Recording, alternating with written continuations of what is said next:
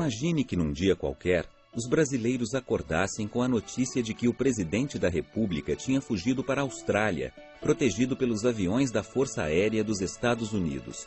Com ele teriam partido, sem aviso prévio, todos os ministros, deputados e senadores e alguns dos maiores líderes empresariais.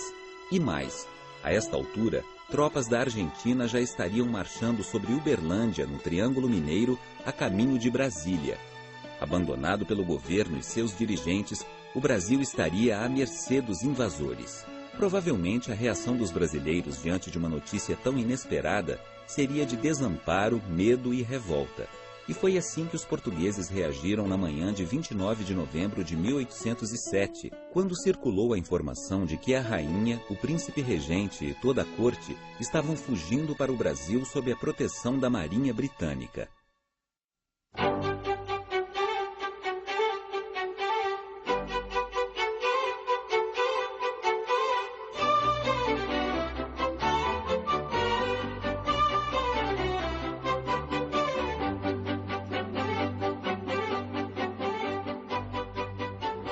Este é o Palácio Nacional de Queluz, alguns quilômetros ao norte de Lisboa, uma joia da arquitetura portuguesa do final do século XVIII. E foi deste local que a corte portuguesa partiu em direção ao Brasil 200 anos atrás. Na verdade foram dois locais. Aqui moravam a rainha Dona Maria I, chamada de a Pia ou também a Rainha Louca, porque ela era insana. Já fazia alguns anos que ela não governava mais, porque ela tinha problemas mentais. E o seu filho, o príncipe regente Dom João, morava em Mafra, um palácio mais antigo, de linhas mais sóbrias, situado a cerca de 15, 20 quilômetros desse local.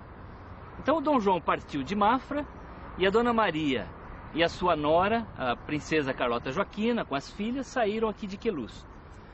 Foi um acontecimento inédito na história de Portugal e do Brasil e também da história da humanidade. Nunca antes uma corte europeia tinha deixado o seu reino, atravessado um oceano para ir governar e morar do outro lado do mundo. Portanto, era um acontecimento muito importante, mas foi um acontecimento também muito improvisado. Naquela época chovia muito, havia muita lama, não havia ainda esse calçamento todo que nós vemos aqui. Havia centenas de carruagens, as pessoas tiveram que empacotar os seus pertences às pressas, os utensílios, obras de arte, as roupas, móveis, as louças todas do palácio foram encaixotadas muito às pressas. Por quê? Porque nos dias anteriores o imperador Napoleão Bonaparte tinha decidido invadir Portugal. Não só isso, o Napoleão estava decidido a chegar em Lisboa e a aprisionar a corte e a destituir o príncipe regente Dom João. Então era preciso fugir muito rapidamente. Então vocês imaginam a confusão que foi esse embarque 200 anos atrás, com muita chuva, muita lama, muita improvisação. A família real tinha crianças muito pequenas, uma das princesas ainda estava sendo amamentada.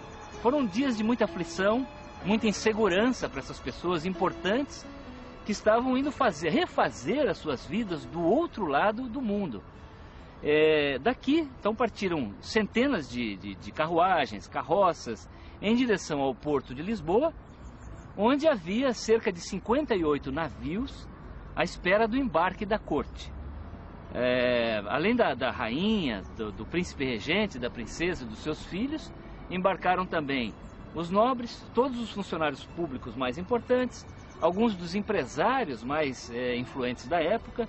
Então estima-se que cerca de 10 a 15 mil pessoas abandonaram Portugal, às pressas, numa fuga bastante improvisada, para ir morar no Brasil.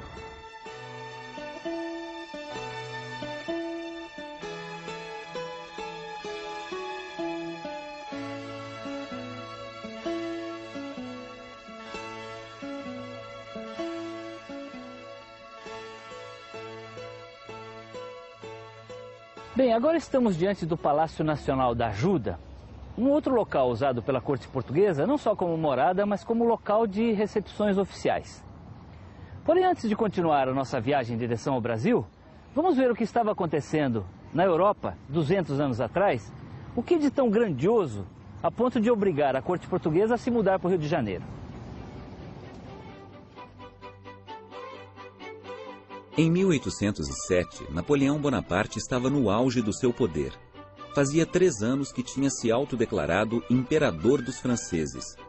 Ao longo de uma década, Napoleão travou inúmeras batalhas contra os mais poderosos exércitos da Europa sem conhecer nenhuma derrota. Reis, rainhas, príncipes, duques e nobres foram expulsos de seus tronos e substituídos por membros da própria família Bonaparte. O triunfo de Napoleão representava o fim de uma etapa na história europeia, conhecida como Velho Regime, em que reis dominaram os seus países com mão de ferro e poder absoluto.